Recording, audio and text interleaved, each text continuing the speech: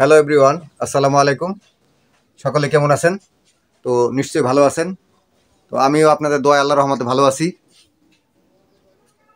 সময় এখন বাজে 10:45, অর্থাৎ 11:15। তো আমাদের সকালের কাজকর্ম প্রায় শেষ, যেমন কবিতরের খাবার দেওয়া, হাঁস মুরগির দানা পানি দেওয়া, ময়লা পরিষ্কার করা, এগুলো সম্পূর্ণ শেষ হয়ে গেছে। তো আমি এখন সকালবেলা চলে গেছিলাম বাজারে। বাজার থেকে কিছু বাজার নিয়ে আসলাম, কাঁচা তরকারি। তো চলুন আমরা দেখি কি কি বাজার করলাম আজকে, আপনাদের কাছে শেয়ার করি। চলুন। তো এই হচ্ছে কাঁচা বাজার। তো আস্তে আস্তে এগুলো ওপেন করি।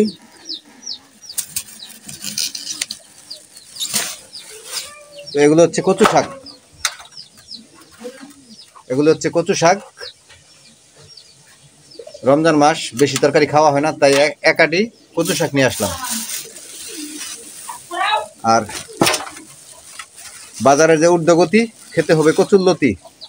এই যে কচুরলতি নিয়ে আসলাম, 120 টাকা কেজি।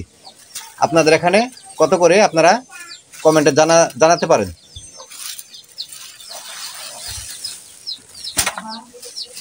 আর এখানে আছে সিম আর ঢেঁড়স,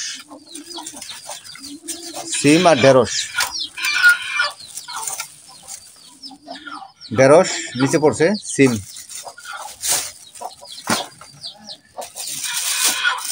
আর নিয়ে আসলাম শসা।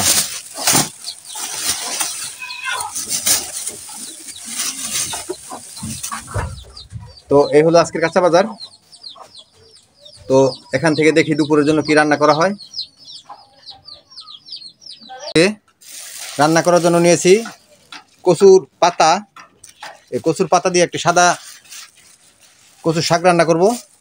আর হচ্ছে গিয়ে এই ডাটা আর টমেটো দিয়ে জাটকা মাছ রান্না করব। তো চলুন আজকে রান্নাটি কিভাবে করি সেই ভিডিওটি শুরু করি।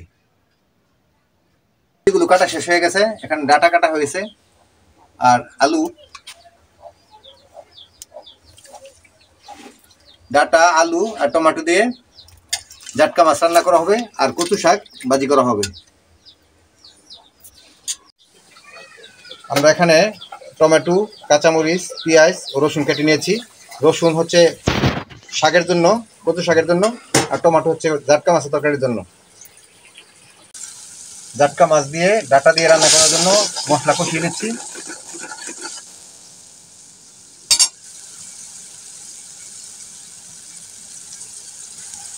তো মশলা কষানো হয়ে গেছে, এখন আমরা সবজিগুলো দিয়ে দেবো। এটা রান্না করা হবে জাটকা মাছ দিয়ে।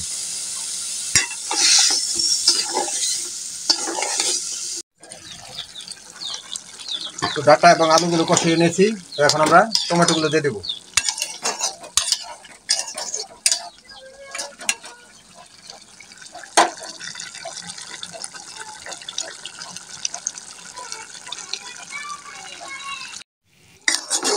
টমেটোগুলো দেওয়ার পর নেড়ে চেড়ে ঢাকনা দিয়ে ঢেকে দেবো।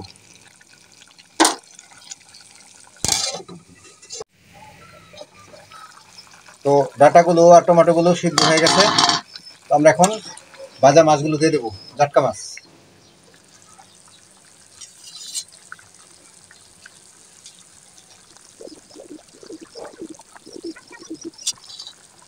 মাছগুলো দেওয়ার পর পুনরায় ঢাকনা দিয়ে ঢেকে দেবো। তো ফাইনালি আমাদের জাটকা মাছ, ডাটা আর টমেটো দিয়ে রান্না শেষ হয়ে গেল। তো আমরা এখন এটাকে নামিয়ে নেব। তো আজকের জাটকা মাছের তরকারিটি কীরকম হলো কমেন্টে জানাবেন। আর ভিডিওটি ভালো লাগলে একটি লাইক দিয়ে পাশে থাকবেন।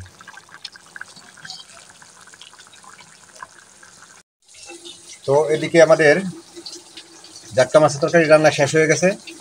আর এখানে দেখতে পাচ্ছেন আপনারা, আমরা কচু শাকগুলো বসিয়ে দিয়েছি। এগুলো হচ্ছে শুধু কচু পাতা, আর আমরা কচুর ডাটাগুলো আরেকদিন রান্না করব। সামান্য পরিমাণ লবণ দিয়ে দিচ্ছি সিদ্ধ হওয়ার জন্য। তো শাকগুলো সিদ্ধ হয়ে গেছে, এখন আমরা পেঁয়াজগুলো দিয়ে দেব।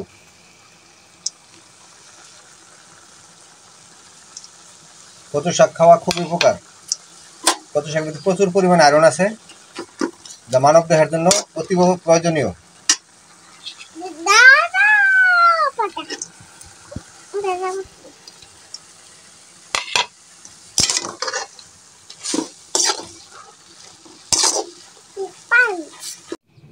তো আমাদের কচু শাক এবং পেঁয়াজগুলো সিদ্ধ হয়ে গেছে, তো আমরা এখন বাগার দেওয়ার জন্য এটা রেডি, প্রস্তুত হয়ে গেছে।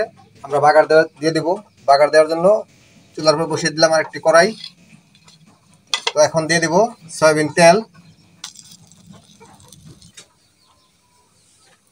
কচু শাক বাগার দেওয়ার জন্য সয়াবিন তেল দিয়ে দিচ্ছি। তেলটি গরম হয়ে গেছে, এখন দিয়ে দিব রসুন কুচি।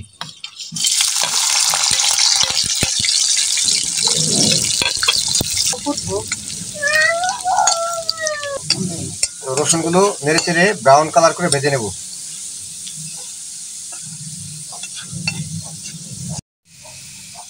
তো রসুনগুলো ব্রাউন কালার হয়ে গেছে, এখন আমরা কচু শাকগুলো দিয়ে দেবো।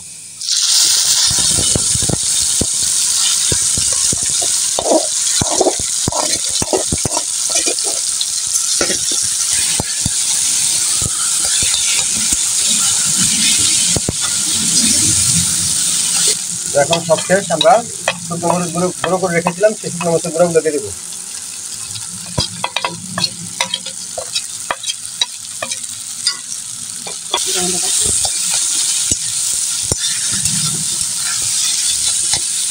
তো ফাইনালি আমাদের কচু শাক রান্না শেষ হয়ে গেল।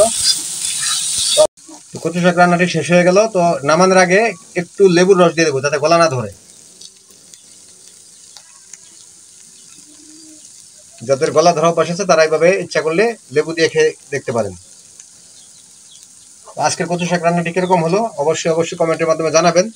আর যদি ভিডিওটি ভালো লাগে তো একটা লাইক দিয়ে পাশে থাকবেন।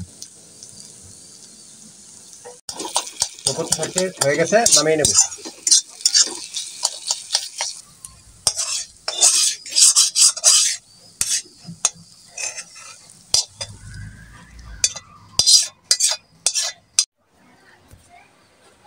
তো সময় এখন 5:10। তো আজকে আমাদের বাড়ির যারা থাকে তাদের জন্য আজকে ইফতারি ব্যবস্থা করেছি আমি আমার পক্ষ থেকে, তাদেরকে ইফতারি খাওয়াবো। তাই এখানে আলুর চপ, বেগুনি, পেঁয়াজু, আর এগুলো হচ্ছে সবজি বড়া, আর বুরিন্দা, ওখানে আছে বুট, আর এখানে মুড়ি প্যাকেট করে রেখেছি, আর আছে ট্যাং। তো এগুলো আমরা তাদেরকে দেব। তো তার আগে আমরা শশাগুলো কেটে নিই, আমাদের সালাতের জন্য শশাগুলো কেটে নিই। তো প্রথমে আমরা শশাগুলো ছিলে নেই। বিসমিল্লাহির রহমানির রহিম।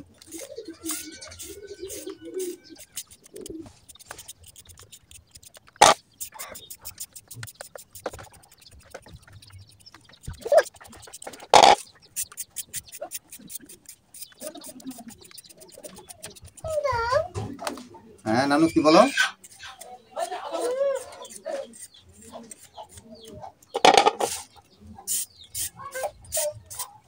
নানু কি বলছো? হ্যাঁ আচ্ছা দিব। হ্যাঁ দিব নানু, এটা কেটে নেই, পরে তোমাকে দিচ্ছি। দাঁড়াও, এই শশাগুলো ছিলে নেই। হ্যাঁ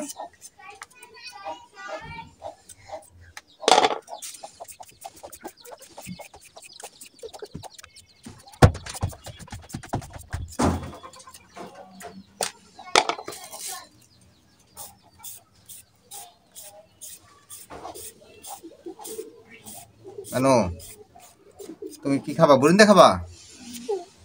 এখন তো রোজা, তুমি রোজা রাখো নাই?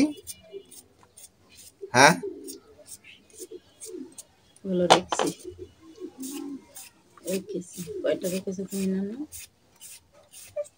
পাঁচটা রোজা রাখছো? সর্বনাশ। কি খেয়েছো রোজা রেখে? কি খেয়েছো? কিছু খাও নাই? রোজা রাখলে কিছু খায় না।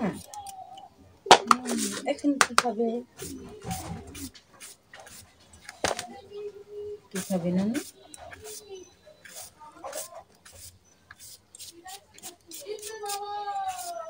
তো শশাগুলো ছিল শেষ হয়ে গেছে, এখন এগুলো কেটে পিস পিস করে নেব।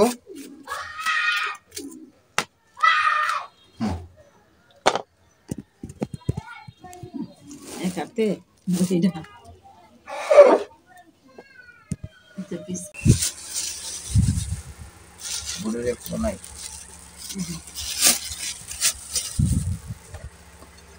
তো আমরা এখন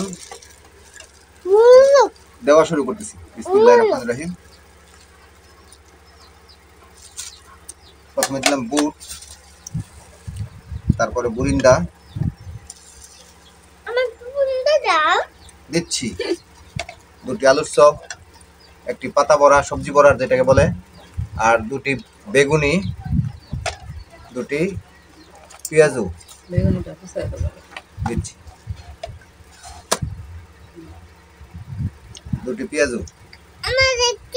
হ্যাঁ দিবে দিবে আর হ্যাঁ দিবে সালাদ। ওটার সাথে ঠিক আছে, আর 2টি ট্যাং, সাথে একটা মুড়ি।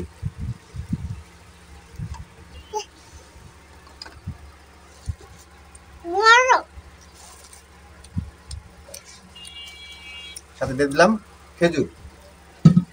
তো এই পরিমাণ করে আমরা আমাদের যা কটা রুম আছে সবগুলো রুমে আমরা এই পরিমাণ করে দিয়ে দেবো। তো এইভাবে করতে থাকি, আর এইভাবে করলে ভিডিও অনেক লম্বা হয়ে যাবে। একটা করে দেখালাম, আর বাকিগুলো আমরা আস্তে আস্তে করে নিই। এইভাবে করে আমরা আস্তে আস্তে ঘরে পৌঁছে দিচ্ছি।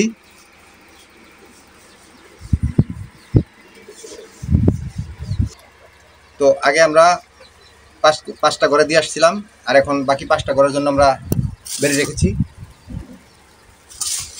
তো আজকের ভিডিও কিরকম লাগলো আপনাদের কাছে আপনারা কমেন্টের মাধ্যমে জানাবেন। আর যদি ভিডিওটি ভালো লাগে তাহলে লাইক দিবেন, লাইক দিয়ে পাশে থাকবেন। আর এখনও যারা সাবস্ক্রাইব করেননি তারা সাবস্ক্রাইব করে পাশে থাকা বেল বাটনটি বাজিয়ে অলে একটি ক্লিক করে দিবেন। আর যারা সাবস্ক্রাইব করেছেন তাদের অন্তরস্থকে ধন্যবাদ জানাচ্ছি। এভাবে আমাদের পাশে থাকবেন, সাপোর্ট করবেন। তো আজকের ভিডিও লম্বা করবো না, অনেক লম্বা হয়ে গেছে। তো কষ্ট করে ভিডিওটি দেখার জন্য সবাইকে ধন্যবাদ। তো আজকের মতো এখানে রাখবো। আল্লাহ হাফেজ, সকলে ভালো থাকবেন, সুস্থ থাকবেন, আর আমাদের পাশে থাকবেন। নানু, সকলকে টাটা দিয়ে দাও। টাটা, বাই বাই, আবার যেন দেখা পাই বলে দাও। তো আপনারা যে যেখান থেকে আছেন যার যার সমর্থ অনুযায়ী আপনারা রোজাদারের পাশে দাঁড়াবেন, এই কামনাই করছি। তো আল্লাহ হাফেজ, ভালো থাকবেন, সুস্থ থাকবেন, আমাদের পাশে থাকবেন।